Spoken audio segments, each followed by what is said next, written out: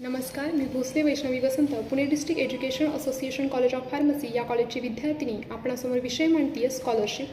Scholarship म्हणजे काय? तर ती केवळ आर्थिक मदत नाही, ती एक ओळख आहे, ती एक प्रेरणा आहे, ती विद्यार्थ्यांच्या कष्टाला मिळणारी एक पोचपावती आहे.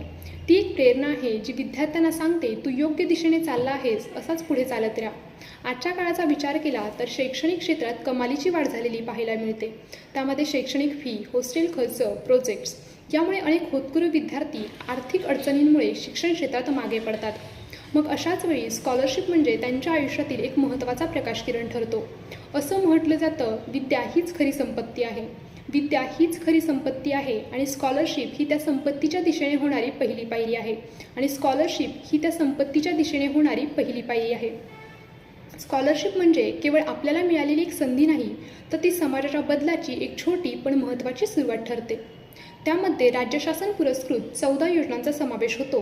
त्यामध्ये राजश्री छत्रपती शाहू महाराज शिक्षण शुल्क शिष्यवृत्ती योजना आणि डॉक्टर पंजाबराव देशमुख वसतिगृह योजना या 2 योजना आणि अशाच 12 योजनांचा समावेश यामध्ये होतो.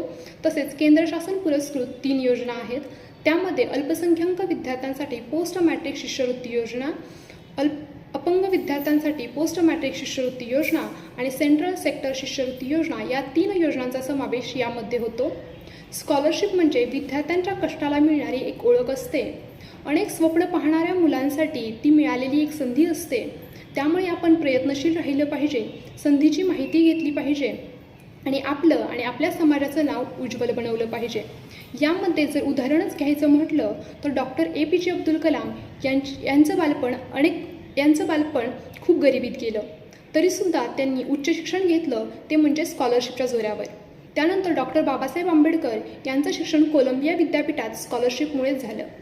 त्यानंतर आजच्या समाजाचा विचार केला तर आज अनेक सामान्य घरातील विद्यार्थी IIT सारख्या मेडिकल कॉलेजेसमध्ये शिकताना पाहायला मिळतात.